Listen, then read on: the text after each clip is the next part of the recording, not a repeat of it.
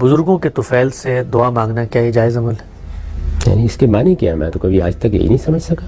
دعا مجھے کرنی ہے تو اللہ کی حمد و ثنا کروں گا، اپنی عاجزی کا اعتراف کروں گا، اپنے پروردگار کی بارگاہ میں حاضر ہوں گا. وہ مجھے دیکھ رہا ہے، نگران ہے، مجھے سن رہا ہے، تو اس کے اوپر کسی کا کوئی حق قائم ہوتا ہے کہ میں اس کو درمیان میں لاؤں اور پھر یہ کہوں کہ چونکہ یہ صاحب آپ کے بڑے ہی چہیتے ہیں یا ان کے ساتھ آپ کا کوئی خصوصی تعلق ہے تو ویسے تو آپ مجھ پر کرم فرمائیں گے نہیں، لیکن ان کا لحاظ کر کے کر دیں. تو یہ اللہ تعالیٰ کی شان کے بالکل خلاف ہے.